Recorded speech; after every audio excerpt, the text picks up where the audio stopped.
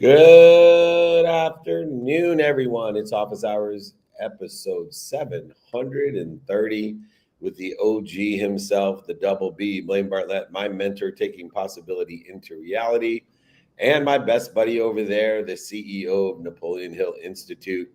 He is my partner in crime. He is powerful.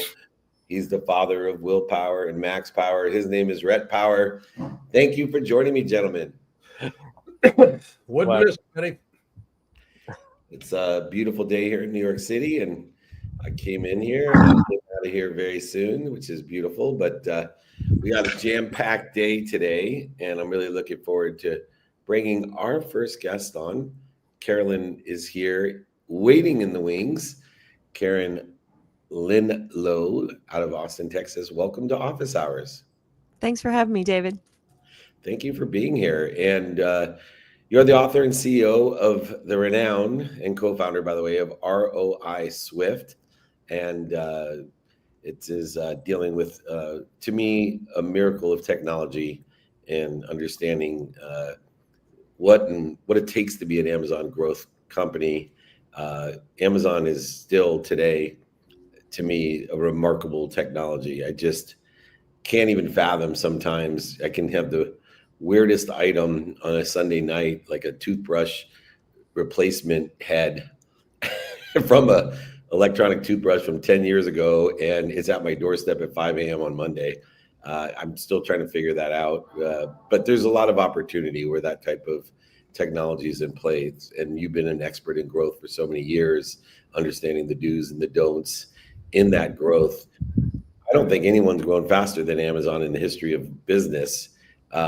What are some of the lessons when we're looking at the ROI side of what you do in these extraordinary, fast-growing Amazon-based companies? Yeah, great question. It's interesting. It all comes down to market size. It's no different than I started my career 20 years ago at Dell, and this was before people were buying their first computer, 1999.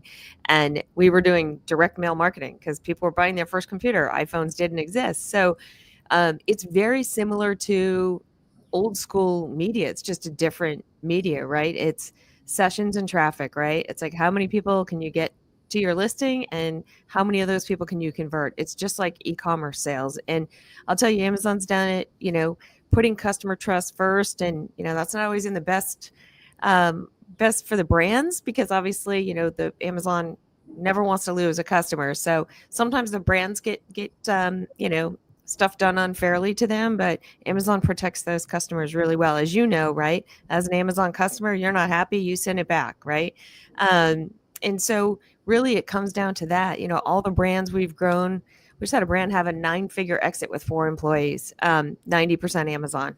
And it's just, I love the fact that you don't need to have a $20 million TV marketing budget anymore. You can be a small brand and still have a shot if you know what you're doing. That question about knowing what you're doing. Systems are important, processes are important. All of that stuff is important. In my experience with firms that are actually scaling, looking to how do I scale? You got to have the fundamentals in place. There's no question. But the mindset of the leadership team, the mindset of the leader makes all the difference in the world. You can have systems and processes up the wazoo, but if the mindset isn't organized in a way that allows you to take advantage of it and leverage it and actually, work with it, you're not going to go very far. In your work with your clients, what would you say are the top 2, maybe 3 mindset hacks that you've worked with these clients that have kind of got them over the hump once they've got systems and processes and whatnot in place? Good question. A lot of this comes from Dell. We had a saying, if you can't measure it, you can't manage it.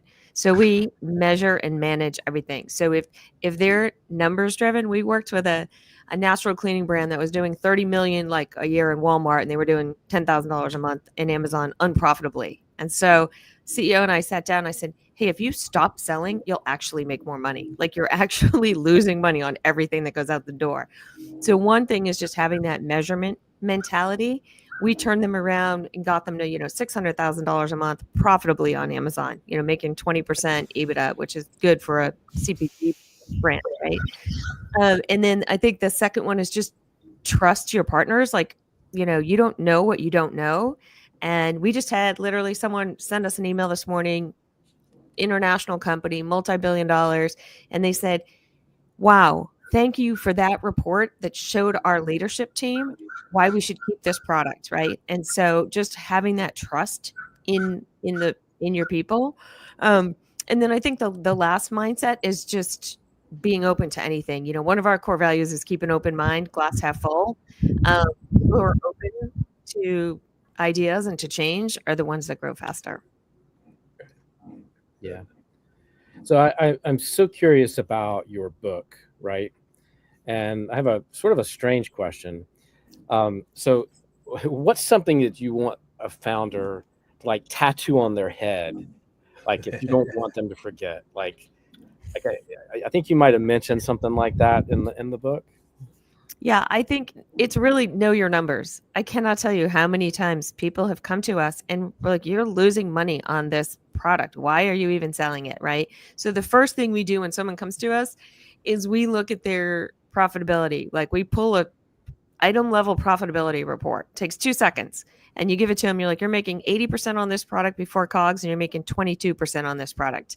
So either make this product more profitable or kill it, And so that's where I think a lot of people say, like, how do they make money on this $8 product on Amazon? I'm like, they don't, and they're not smart enough to realize it, right? We've had 5 brands recently have exits, and they all were focused on their numbers, open to change, and open to, collaboration on, hey, we don't know everything. So we'll trust that you guys do.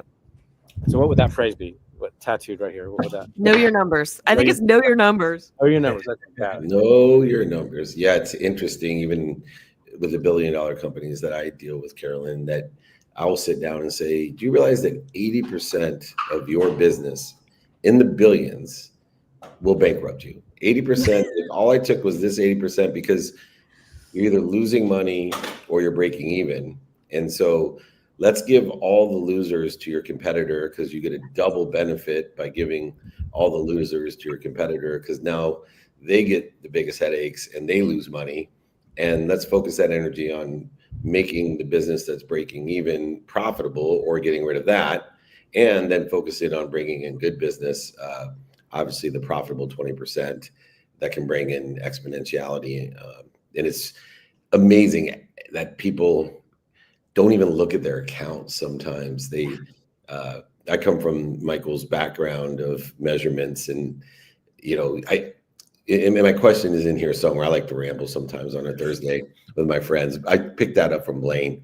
But the interesting thing is it's an emotional problem. It's not a logical one, right? We have Harvard business guys, Stanford business, Wharton guys, and they all have the same problem. I found when I was running a very large company that there was an emotional expense of looking at my numbers. And that caused me a lot of pain. Do you see that in the companies that you're working for, that it's more emotional than it is logical? Well, less so in companies that are, 50 to 100 million, more so in the bigger ones. For example, at Dell, I ran a $2 billion division. It was projectors, monitors, and televisions for North America. And projectors and monitors were great. Dell makes, I still stand by the fact that they make the best, products. They don't accept B grade screens, no defects. I mean, they have a high quality standard. Televisions were not that way, right? We totally went against everything that fit our model in making plasma televisions, because we had, I could ship a laptop for $7. You would order it. It would get made in Malaysia that day. It would be on a 747. It would arrive the next day and it would be at your door in 2 days. And we could ship it via FedEx or UPS for $7. Plasma TVs can't go FedEx or UPS. They don't fit our model. A plasma is different. We were buying more LCD panels than anybody in the world at that time, right? And yet we go and we make something that doesn't fit our model. It costs us over $300 to ship it. The prices are rapidly coming down, and people were just married to this, hey, I want a big TV in my home. And it was the biggest headache of my life. And I think that's what finally drove me out of Dell after 6 years was, just this, right? The strategy is like, this is not a good strategy. It doesn't fit our model. We're not competitive. We're not known in televisions, and we don't want to spend any money letting people know that we have televisions. So that was, that was a sinking ship.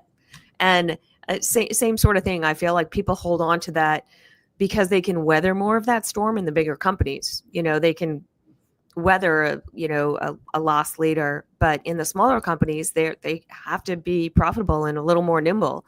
And we especially love the $50 to $100 million companies that haven't taken any funding, because they're actually smart and nimble, and they don't have investors breathing down their neck to make short-term decisions that are poor for their overall business.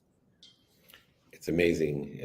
It's sometimes the paralysis from the analysis, but other times the ignorance and the emotional side of not being logical as well. So we need a balance between the two, depending on what type of company or business unit that you're working with. But nonetheless, my favorite part of this interview has been the humility part of, you need to be vulnerable, admit that you don't know what you don't know.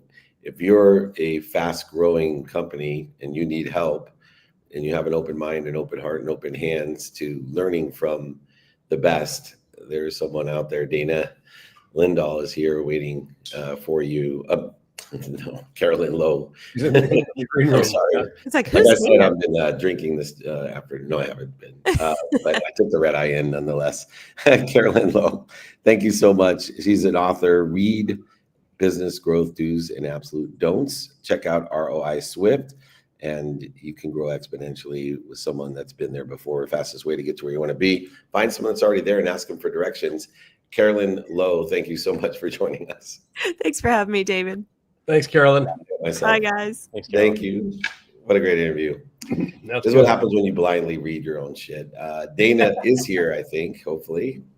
Also out of Austin, which it's a he, so I'm right on top of it. Hey, how are you? Legendary Podcast. Hey, Dana, how are you? Good. Well, podcasting, I've been involved with for over 10 years, thousands of podcasts that I've done, interviews with the billionaires, millionaires, entrepreneurs, celebrities, athletes, and entertainers, and it just keeps growing. And I still think that most people are lost when they think about why they want to do a podcast. They think that I can just put a nice title on a podcast and begin posting my podcast and sell advertising and sponsorship against that podcast. And it's kind of like the new book writing scenario where people think they're going to write a book and become rich. And really, the business is different. And now you secure placements on top podcasts in their industry, subject matter, topic expertise, to turn their voice into dollars. In the aspect of someone creating a podcast to make money, you're utilizing the podcast as a business development tool. Beyond the experience that it has, what are some of the nuances of how we do turn our voice into dollars in the podcast space today? So I think you touched on an interesting point with the parallel between the book world and podcasting, and it applies whether you're going to be a guest on podcasts or you're starting your own podcast. You know, a lot of people, when they go to start a book or they want to start a podcast or even be a guest on podcasts, they start thinking about, how can I turn this directly into dollars? Usually meaning like, how can I sell the book? How can I get sponsorship revenue through the podcast? Things like that. And for a lot of people, that doesn't seem to be the best avenue. Most people who are running a small business who write a book are going to have a lot more success if they use that book as a vehicle to produce authority for them and to make themselves more well-known, make their brand more well-known, and get themselves in front of the sort of people who are likely to be customers, rather than simply trying to sell that book and make money off of the book sales. And the same thing applies here, whether you're starting a podcast or if you're being a guest on a podcast. Most of the people that come to us want to know, how many customers am I going to get for every podcast that I go on? And that's one, it's a very difficult thing to track. You being in podcasting for quite a long time know that the tracking and the attribution in podcasting is very opaque. It's very difficult, even as you own the podcast and produce the podcast yourself, to know where this traffic is coming from. So what we try to do for people is we try to help them to craft their message, what sort of things they're going to be talking about on the podcast. So generally, the worst sort of topics to talk about on the podcast are just to discuss your own company or discuss why you're great. But to discuss ideas, things that are related to your area of expertise, but maybe not directly to an audience that's already fully aware of that area of expertise. Otherwise, you're preaching to the converted already. So we help people to craft messages and topic ideas that are going to resonate with new audiences. And we find that the best way to actually turn your podcast appearances into dollars is by having a great interview with people and providing value to those people, not pitching yourself, but allowing them some way that they can find you after the show. So most podcast hosts will in some way ask you at the end of the interview, how can people get in touch with you? How can people find you? And most people will end or answer that question by saying, here's my LinkedIn, here's my social media, which if they know your name and they know the company you're from, they can go find that very easily if they are so inclined. Or some people will point to their website directly, usually to the homepage, which kind of ends up becoming a choose your own adventure sort of thing. It doesn't really capture much in terms of warm traffic. We always find that the best way that people can capitalize on their podcast opportunities is by having something of value to the audience that they can build on after having listened to a full podcast episode with them. So we always recommend people to have some form of lead magnet, so to speak, some form of a free piece of information that helps people to build off of the topics that they've been discussing already. And then at the end of the interview, they can answer that question by saying something along the lines of, oh, well, we've actually put together something just for your audience today. It can be found over here at mywebsite.com/podcast name, being the podcast that you're currently on. And my rules for that are make it valuable, make it free, and make it related to the topics that you've already been discussing on the show. And that will allow you to start having people come in. You can track the traffic coming in. You can track, through redirects or through having separate URLs for each appearance that you do. Start to get an understanding of which sort of podcasts are a good fit to use as promotion for yourself. And in that way, you can continue to market to these people over time that are already interested in your message. Dana, part of the getting in front of the right audience with your message is kind of an interesting problem to work with, I think. Yeah, both David and Rhett and myself, I get requests all the time to appear on podcasts. And how, in your work with your clients, how do you actually work with them to actually be discerning about where I'm going to actually invest my time? Because all of a sudden now I'm looking at least an hour. And if I've got 3 or 4 podcasts lined up during the week, there's a half a day, easily.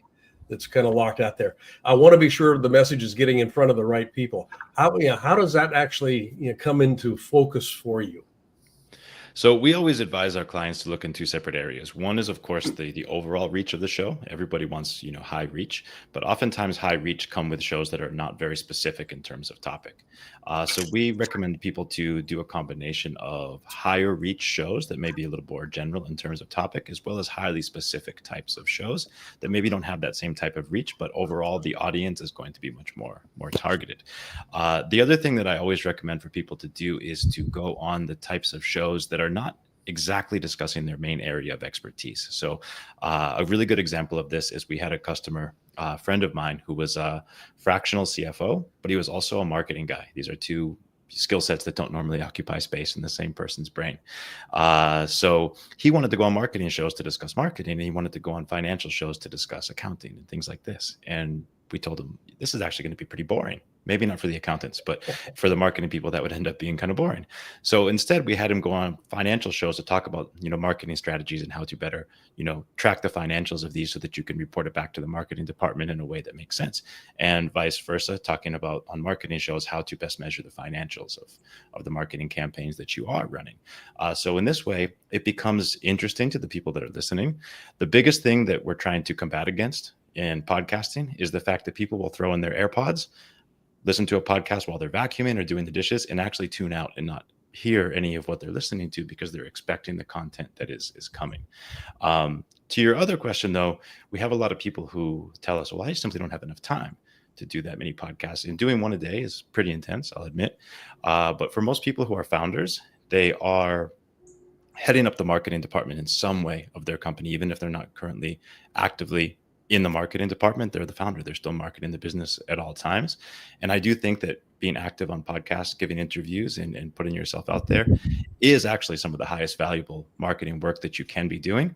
And it's not actually difficult marketing work either. It's not running campaigns. It's not writing copy. It's simply showing up, having a conversation about something that you're an expert at already, and then letting the production team take over from there and put everything out. So I know when you talk to people, I'm sure you have to explain the ROI of it. And I think the three of us get the ROI of this pretty clearly. But I was talking to a coaching client the other day, and we started talking about marketing. And he said, I don't see the ROI of going out and doing these podcasts. Very few of them have a big audience. And what would be an argument against that sort of mentality? Like, I think that CEOs today, founders today, they do have to work on their personal brand, and they do have to, like you said, they're out marketing the company.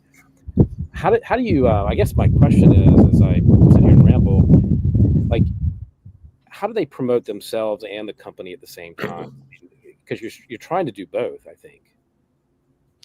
Yeah, so it is a pretty difficult question because the ROI can definitely be difficult to measure on things like this. There's very little attribution tracking in podcasting. We find that actually the biggest benefits of podcasting come in some of the intangibles, such as, you start doing a lot of podcasting, people start looking you up. They start looking your company up. They get on sales calls with somebody, either if you're still doing founder sales or if you have your sales team doing it.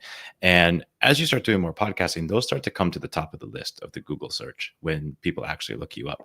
So that provides a ton more credibility. It makes you a lot more three-dimensional.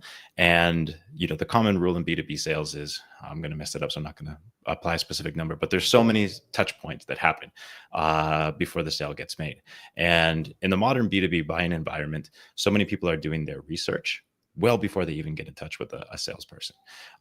So all of those podcasts, even if they're not listened to, even if there's no audience, the fact that they're showing up and people can see that, this person, this company that they're looking to work with is being platformed by a number of different experts in the industry, acts as absolutely massive social proof. So the biggest thing that our customers end up telling us after about 6 months of working with us is that their sales cycles have decreased in length. And they have customers coming on that are actually much more aligned with the way that they want to work, because they're coming in already sort of understanding the way this company works, the principles and the ethos that they work upon. And, we all, if we operate in a service industry environment, we all know the type of customer who hires us to be an expert and then won't allow us to be an expert, right? And this is a way to cut through that, because you're hiring people, or rather, you're being hired by people who are already recognizing your expertise and hiring you because of that. It's a big business these days, either experientially, business development. But the one area, Dana, that I think has allowed Rhett, myself, and Blaine to excel is understanding beyond the podcast and the business development, the post-production perpetual content. And by facilitating bigger studios and bigger stages with bigger people, the perpetual post-production content that can be repurposed and redistributed again and again and again, and its capability of creating a social silo that becomes a repository, almost a vacuum of your essence and your brand, your frequency, in order to facilitate future experience, future business development, and even future perpetual post-production content. But if you're not getting those interviews, either as an interviewee or interviewer, then the whole process is shut down and we lose the exponentiality of the community that we build, the interest. And to me, that community is how that monetization starts, grows, and continues for your great grandchildren. If you want to be a legend in the legendary podcast world, then let's get the expert Dana Lindahl on the job, legendarypodcast.com. Look forward to doing more work with you, Dana. We got tons of podcasters, so plenty of places to assist you in what you're doing. We appreciate all your help. All right. Thank you for having me on. Thank you. Thank you. All right. We are right on time, rocking and rolling. Hey, what do you how are we know? doing that? On time? On time. Oh, Chicago. I'm going to be there next week, keynoting the National Restaurant Association. We will be with some big speakers as well. And Serena is a great keynote speaker herself. Serena Huang, welcome to Office Hours. Thank you so much. Well, we look forward you're to coming to Chicago? seeing you. Yeah, we'll be there next week. We'll get all the invitations to you. We'd love to see you. We have at the big show and then a dinner. But I really want to talk about the book that you came out with at the beginning of this year, and talking about this idea of inclusion and the equation for inclusion by leveraging data and AI for diversity and well-being. One of the philosophies that I believe has gotten confused over the years is a lesson my mom taught me of raising 6 kids on her own. Someone asked my mom, how were you able to treat all 6 of your kids equally? And my mom said, I don't. Yeah. And the lady was shocked. What, you don't treat all your kids equally? She said, no, they're not the same. One of them may need me to help them buy a car, and the other, absolutely, it would damage them if I helped them to buy a car. You can't treat them equally. You want to give them equity and opportunity. And my job is to create diversity by creating equity of opportunity, where everyone should have an opportunity to compete or to be exposed to or aware of these opportunities within the context of this inclusion equation, utilizing data and AI in organizational diversity. I would think that it is much easier to follow that equation utilizing a stable or dependent variable of opportunity, not trying to create equity within the guise of inclusion, but equity of opportunity instead. Have you seen that, since you're the expert in data and AI, in the organizational diversity side of things? Yeah, inclusion definitely helps us getting started on that front, and giving visibility as well to perhaps people and groups who weren't always invited into the room. And one of the concepts I've heard people talk a lot about recently is psychological safety, right? Where if a leader is good at their job, then they create a sense of psychological safety where people can speak up and so on. But what does that really mean? So as I dive deeper, there are actually 4 levels of psychological safety, and inclusion is at the bottom. So inclusion is just the basics, right? As in you are, you are part of the group, but that's great. The next level is that you are actually invited in, and you get to hear from others and you get to learn. The second level is to be there, to have the psychological safety to learn, right? Learn from others. And then, well, that's great. So now you're listening. The next level is to have the psychological safety to contribute, right? Now that you're listening and you're talking, right? And what gets better than that is to have the psychological safety in the room to challenge the status quo. So when we go from inclusion all the way to you're the leader, I'm new, I don't know you, but I feel safe challenging you because I am the expert in something else that you are not. That's very different. And that's what gets organizations to be really innovative and creative, is when they can create the environment where people not only feel included, but they even, some of them at least, get all the way to, hey, I'm willing to speak up and I'm not going to suffer any negative consequences. My career is going to be fine. That's when you get the brilliant ideas. You know, the politicization of the DEI meme, I'll just use that word, I think is doing us an incredible disservice, both as a country, but also as organizations. Yeah, the studies and the research data indicates that diversity is probably one of the key ingredients to sustainable success.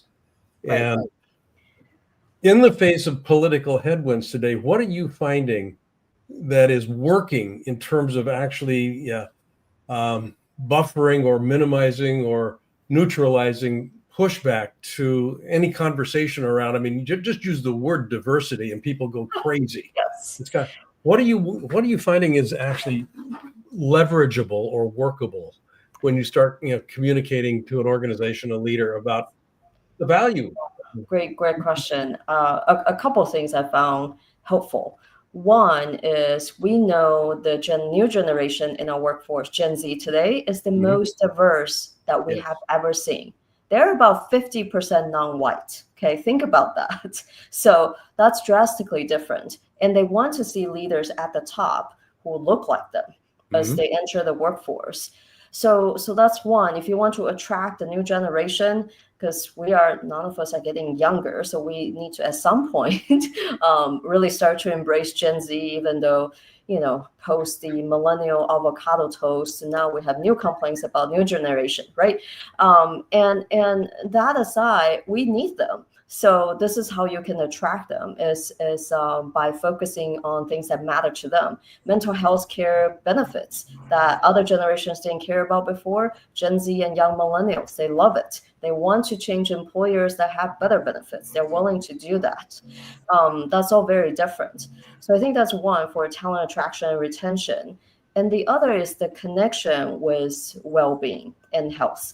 And I think sometimes people wonder, well, why is that connected? And I will ask them, well, think about a time in your life, even since you were a child, when you felt excluded, whether it's a birthday party you didn't get invited to, a sleepover you didn't get invited to, or as an adult, a meeting that you should have been part of, but you weren't there. And then decisions were made for you. Think about how you felt. You probably didn't feel very good, right? And that's up here, that's in here, in your heart and your head. And so when people feel excluded all the time at work, they're not going to be well health-wise. And that really impacts their performance. Because why? Well, every day I'm spending half of my brain energy on, I'm not in a safe place. I'm excluded. There's decisions made without me involved, and I should be there. What's going on? What's wrong with me? And so the connection between inclusion and mental health, emotional health, and their performance, that gets people thinking too. Nice. I so wanted to ask you about the inclusion equation. I so wanted to ask you about it. But Blaine's question made me want to ask another question. All right, go for it. That's what you get for rambling. Yeah. I'm so sorry. DEI to me has the conversation has now changed into how do you the conversation is not about how you get rid of DEI. The question is, how do you brand it within the organization, right? Because I think the numbers speak for themselves, right? There's a clear ROI to having a diverse workforce, as Blaine said, and that's totally true. Like, there's so much research that sort of bears that out. So what's your advice to a CEO or a founder who, in this current climate, knows that they have to talk about it differently to avoid the many minefields that there are when you say DEI?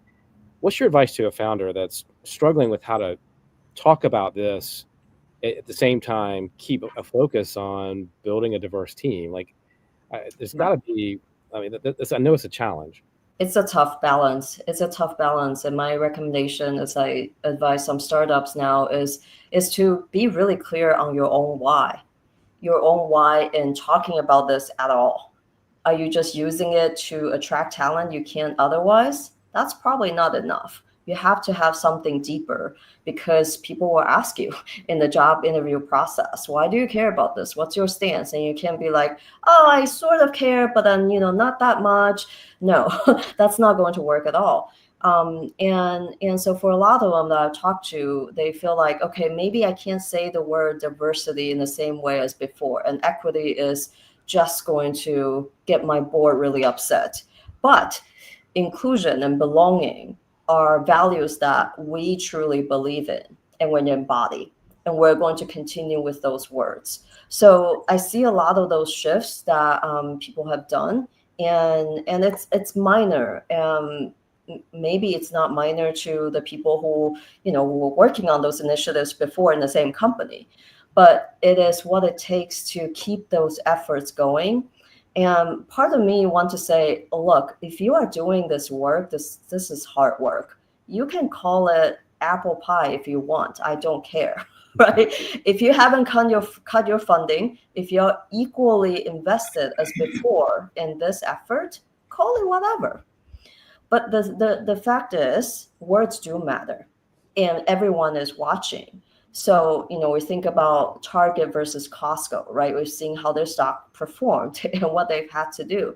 So you have to think about the customers. Ultimately, will your wording and your why, and whether or not you're keeping it the same or changing the words, tweaking a little or a lot, calling apple pie, whatever that is, you need to understand whether or not your customers will walk away from you, or you can attract new customers as a result. And I think that's got to be the North Star for founders as they go, navigate this changing environment. That's very challenging. Yeah, it's been challenging and becomes more and more challenging, especially when we don't have as many dollars that are placed towards that, and utilizing compassionate capitalism, as Blaine has that book to his right. I will also tell you, Blaine had a great concept aligned with the apple pie concept, which is, it doesn't matter what you call it as long as you know for the sake of what you're doing it. And I think we lose focus today, not only with the lack of capital being put towards this effort, but we're not discussing for the sake of what. We're only discussing apple pie. And if we only discuss apple pie, we'll just get a nice one bite sweet taste and dissipate. Yes. Like apple pie, and then we'll want another piece of apple pie. Right. Speaking of apple pie, you are the apple of our show, Dr. Serena Huang. Thank you for joining us. We will get invitations to meet you in person in Chicago. Amazing. Maybe we can do at the show a live podcast as well. We got some really fun people. John Taffer is going to be there, Marshall Falk, a variety of nice podcasters that would love to talk about this issue with you as you speak around the world at some of the most well-known and prestigious universities, especially. Thank you so much, Dr. Huang. We'll see you soon. Sounds good. Thank you for having me. Thank you. Thank you, Serena. All right. Well, we just lost our class, just the three of us again. We should write a song.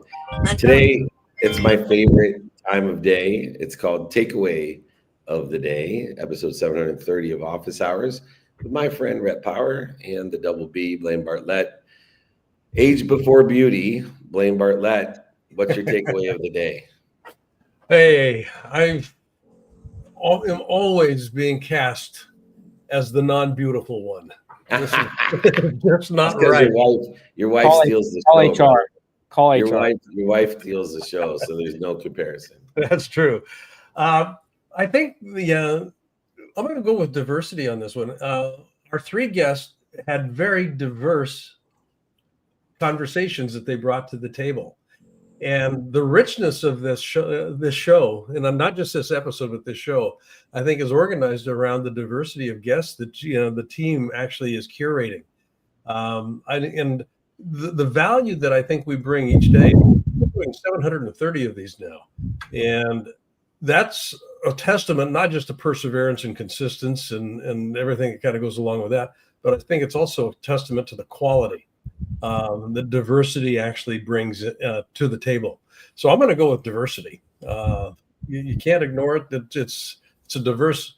I mean, the idea of inclusion, right? I'm going to come back onto that one. Yeah, if I don't include my heart and my body, I've got a problem. Inclusion is important. We have to find ways to include, and all of that comes into play here. So I'll get off my soapbox here. I've just started to step on it, and I noticed it, so I'm going to step back. I love it. Superpower. The more you're on your soapbox, the less I have to answer that question today. Again, I don't know that I have a one thing that came to mind today, except that I'm in awe of.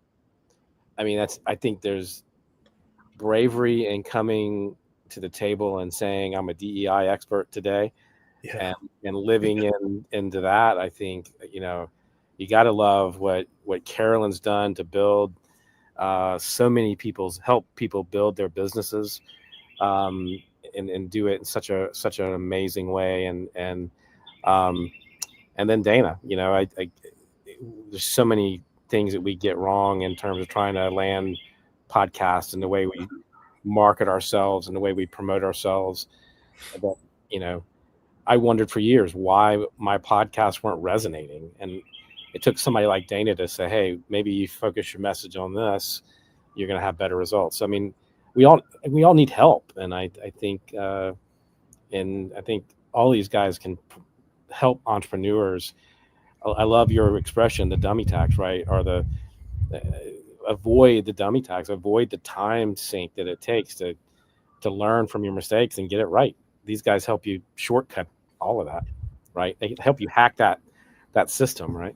So smart. Yeah, my takeaway came early in the day with if you can't measure it, you can't manage it. And I find with the amount of data and AI and the synthesizing process that is exponential in its speed and accuracy within the context of that data, whether it is for diversity or inclusion, whether it is for the ROI side of things, understanding what's making us money, what's losing us money, or even in measurable results in the quantifiable monetization of podcasts or books or speaking even, that we have a capability in the human construct of a quantitative analysis of, whether it be time, money, emotion, value, whatever aspect it is, that we can create stable data today quite easily. And so, if we can't measure it, we can't manage it, really resonates with me. I think a lot of times people use their emotions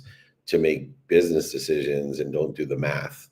And sometimes the math absolutely wins over the emotions, especially with the energy of money. My emotions are overwhelmed when I'm with Blaine Bartlett and Rhett Power. It's a reunion of sorts every Thursday with my two friends, and they substitute in on alternative days as well.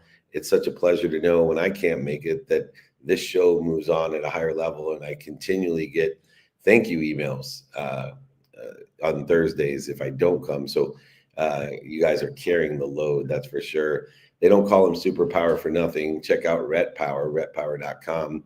He will change your business and change your life. Of course, the Double B, my mentor, changed my life, changed so many people's lives. He's planting seeds under trees that he may not sit under. Double B, Blaine Bartlett, possibilities into reality, make a lot of money, help a lot of people, and have a lot of fun with my two friends, Blaine Bartlett and Rhett Powers. I'll see you guys soon. Thanks, buddy. Miss you. All right, that's it. Episode 730 in the books. It's office hours, and I'm David Meltzer. We're in New York. Next, we will be in Chicago, as mentioned, then Vancouver, then Minneapolis, Minnesota, Atlanta, Nashville, and Orlando. That's 1, 2, 3, 4, 5, 6, 7 cities in 10 days. How about that? Somewhere around there. Go ahead, be more interested than interesting. Be more interested in interesting. Email me, David@dmeltzer.com, if you'd like to join me in any one of those cities or any other city for that matter. Or you can join our text community or our network community. Text me, 949-298-2905. If you don't want to be invited, don't text me. If you feel obligated and resentful and guilty and mad when people invite you to cool places with cool people to do cool things, do not join our text community. If you want to be invited, 949-298-2905. Thank you, everyone. Enjoy your day. We'll see you soon. Hit it, Gigi.